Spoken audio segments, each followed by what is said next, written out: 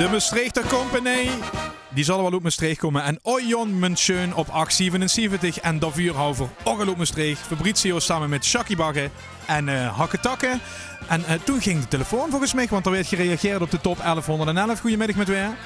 Hallo, met mevrouw Hermans. Mevrouw Hermans, waar komt er vandaan? Oetserum. Oetserum. En mag u ook uw gevuurnaam weten?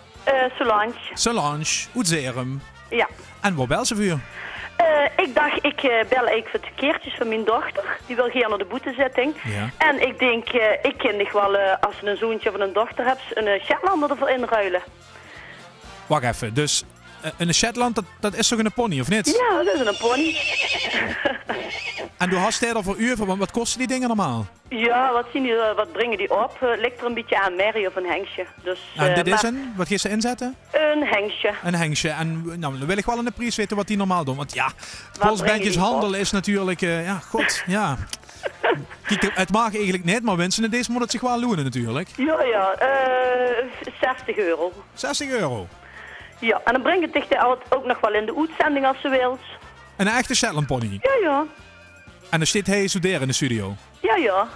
Dan zet ik hem ook op de gang. Nee, ja, maar, goh, ja, ik kijk even in de statuten gauw van de Polsbandjes Voetgeefcomité. Wat staat er in over ruilhandel met deren? Ja, dat is goed gekeurd volgens mij. Is het waar?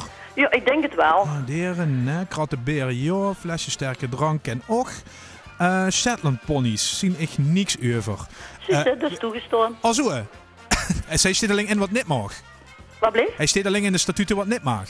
Oh, oké. Dus dat mag. Oh, dat mag het. Toch? Dan wil ik wel dat ze nog even een vastelovensliedje voor mij zingt. Dan gewoon nog over mijn hart strieken.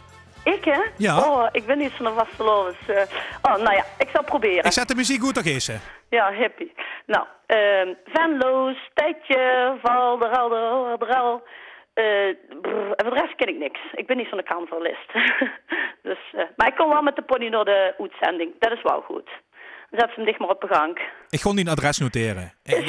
Ik wil het zien. Ik wil het gewoon zien. Ik zie hem wel komen. Jo, gaan we doen. Dankjewel. Jo. Hoi.